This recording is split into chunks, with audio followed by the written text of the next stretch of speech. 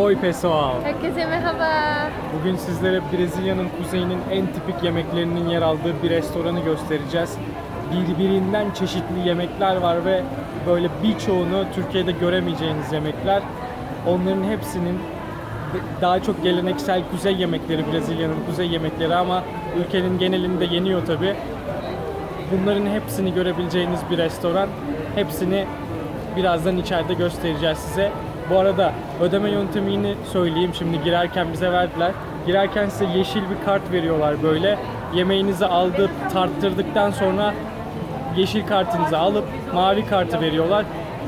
Mavi kartla yemeğinizi ödüyorsunuz. Ondan sonra size tekrar yeşil kartınızı geri veriyorlar. Bu şekilde de restorandan yeşil kartı göstererek çıkış yapabiliyorsunuz. Birazdan videoda göreceksiniz ne demek istediğimi. Yemeği böyle self servis gibi alıp tabaklara koyup ondan sonra tarttırıyorsunuz ve size fiyat belirleniyor. O fiyatı belirleyip yeni bir kart veriyor size ki içeriye giriş çıkışlarda yemeğinizin parasını ödeyip ödemediğinizi kontrol edebilsinler diye. Şimdi hep beraber sıfırdan başlayıp bütün tipik yemeklere bakalım. Bu arada bu videoyu çekemiyorduk, izin vermediler yemekler için. Ama böyle bir rica minnet böyle uzaktan çeksek olur mu gibisinden söyleyip anca böyle uzaktan çekebilmemize izin verdiler. O yüzden böyle yemeklerin dibine kadar girip gösteremeyeceğim size yemekleri. Haberiniz olsun. Hadi içeri girelim o zaman.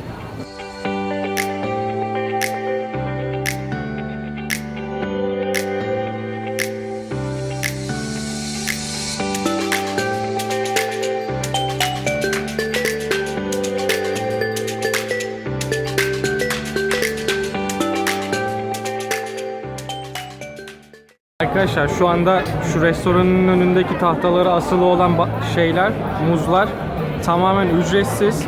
Şuradaki küçük yazıda bunları alıp yiyebilirsiniz ama dışarı götüremezsiniz tarzı bir şey yazıyormuş. Şimdi en başta salatalar var. Şuraya birkaç tane meyve koymuşlar.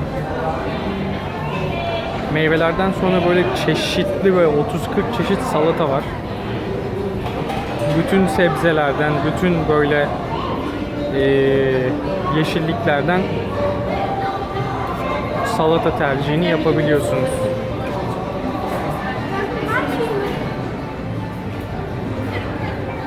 Şurada şöyle tanıdıklar. Burada çeşitli peynirler falan var.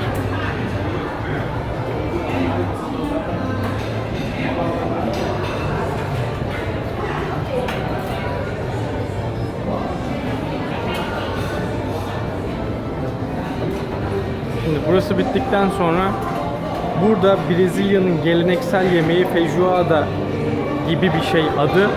Onun yapıldığı yer var. Bunların hepsini bir araya getirdiğinizde bu feijoada denen tabak meydana geliyor. Onun fotoğrafını koyarım. Hikayesi de çok ilginç. Eskiden böyle köleler için olan bir yemekken şimdi Brezilya'nın en sevilen, herkesin yediği daha böyle saygın bir yemek haline gelmiş. Ondan sonra burada ekmek çeşitleri var. Bunların hepsi değişik değişik ekmek çeşitleri. Kimisi kaşarlı, kimisi normal peynirli, kimisi baharatlı. Sonra da ilk sıra başlıyor. Şimdi insanlar şurada sıralandığı için biz şuradan çeksek daha iyi olur. Yemeklerin isimleri de var şurada. Şimdi Victoria bize neyin ne olduğunu anlatabilir. You can tell us what is it. Burada 4-5 çeşit et var. İlk olarak. You don't have this kind of meat in Turkey. It's a meat that they invented because they didn't have fridge, so they had to make the meat last. And for this, they put salt and let it dry on the sun. And this is why the meat is way more like heavy and way more salty. But if you do it with onion, you don't have to put any salt, any pepper, nothing. It's really, really good. Şimdi ben tattım, hakikaten de ben bu tarzda, bu tatta bir et Türkiye'de yememiştim. Victoria'da Türkiye'de kaldığı dönem boyunca ne görmüş ne de yiyemediği için bizde olmadığını söylüyor. Belki vardır ama anlattığı gibi değişik şekilde hazırlanıyor bunlar. Burada balık var. Burada karides var. Biraz deniz ürünleri. Yine burada etin üstüne konulmuş beşamel soslu şeyler var. Et çeşitleri bunlar.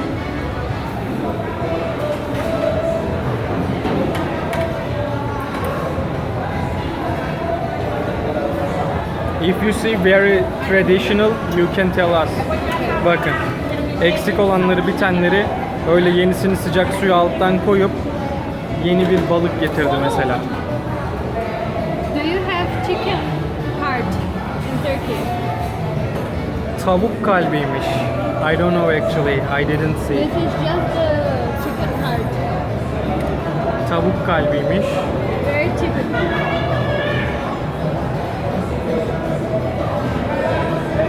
This is also a very typical plate. It's made with the worst parts of the cow.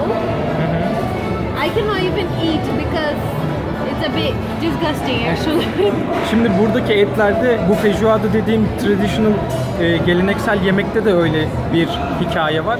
Burada hayvanın en kötü yerlerinden, atık etlerinden kalan yerleri toplayıp yemek yapıyorlarmış. Eskiden köleler içinmiş ama şimdi çok sevilerek yenen etler haline gelmiş. Buchada de bode. Şimdi ben This is şundan our yedim. favorite.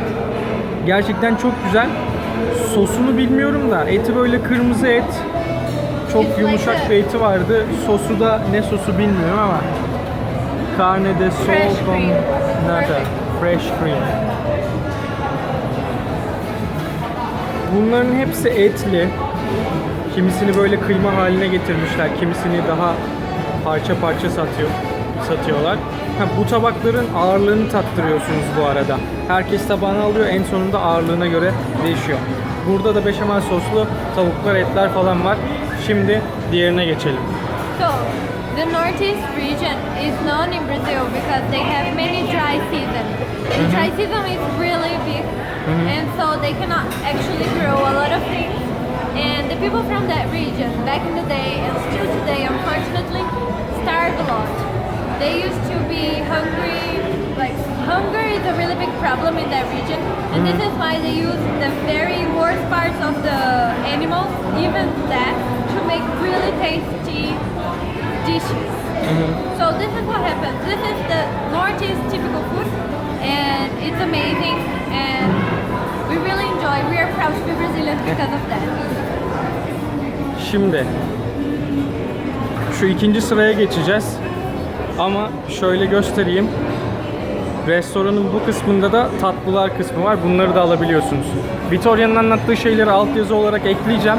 Ama kısaca bahsetmem gerekirse bunlar kuzeyin geleneksel yemekleri. Brezilya'nın kuzeyinin geleneksel yemekleri. Brezilya'nın kuzeyi de diğer yerlerine göre biraz daha az gelişmiş ve daha fakirliğin daha fazla olduğu yerler.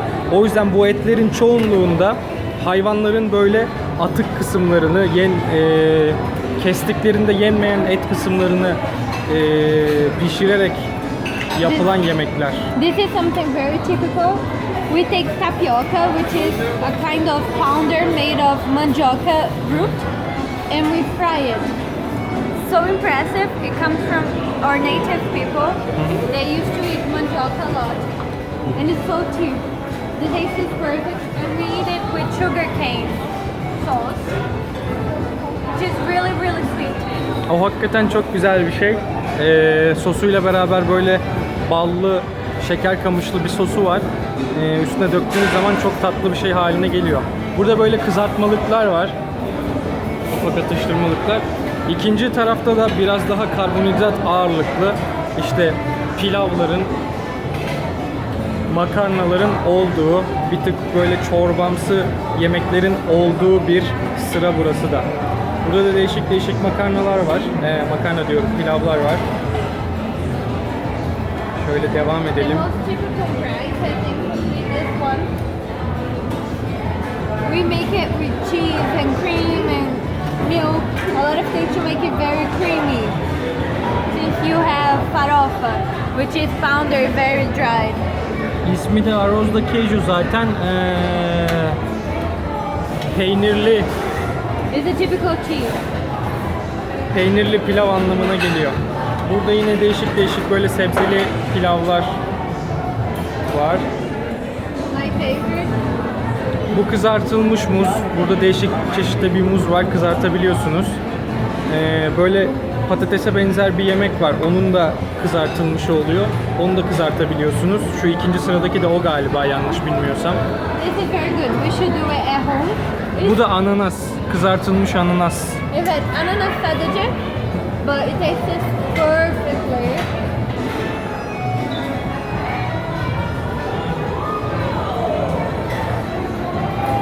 Yumurta This is yapmışlar. the krep typical yapmışlar. cheese, palio, we call. Written like this. Queijo coalho na chapa. Oh, this is so Turkish, dude. Bu da böyle patlıcanın üstüne domates sosu ve şey atmışlar, peynir atmışlar. Burada yine salatamsı şeyler var. Ha, My favorite. şimdi bunların isimlerini okuyalım. Size bahsettiğim which one the mandioca? This one. Şimdi şu bir tür patates, fotoğrafını koyarım. Onun böyle tavada falan kızartılmış hali, çok böyle inanılmaz güzel bir tadı var. Üstüne böyle biraz da tuz ekleyince çok daha güzel bir tat haline geliyor. Burada da yine 2 tane pilav koymuşlar. Değişik değişik sebzeli. This is like Brazilian paella. Brazilian Let's paella. go to desserts now. Okay. Şimdi 2 sıra halinde baktığımız yerler bunlardı. Şimdi de tatlı kısmına gidelim. Come.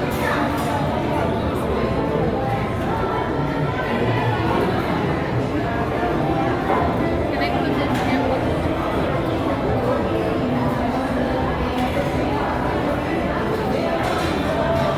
Şimdi tatlı alıyor muyuz?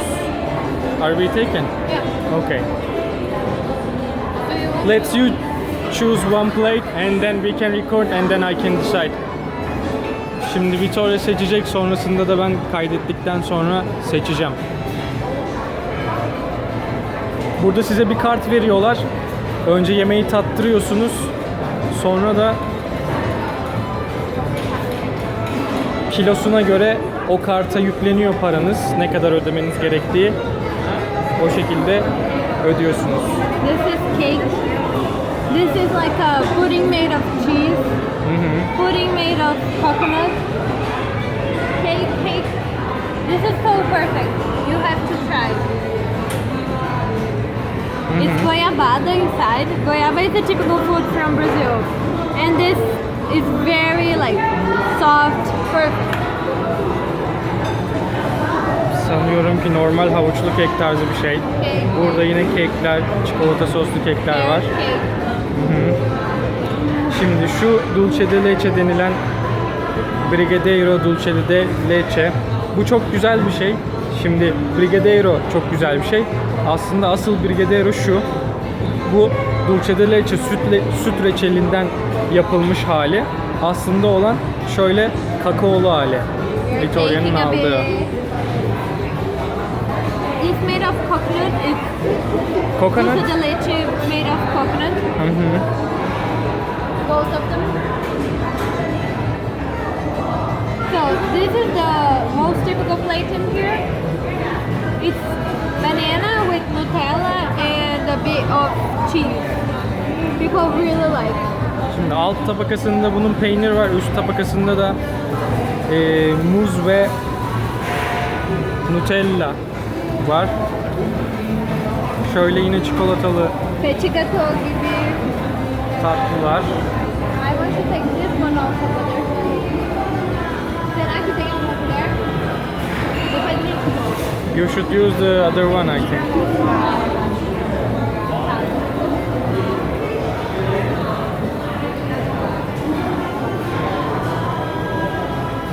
Dude, I really want to take everything. Şimdi şöyle göstereyim. Say it. Mousse. Bunların hepsi muzluymuş. Someone got me a spoon, so I'm taking it.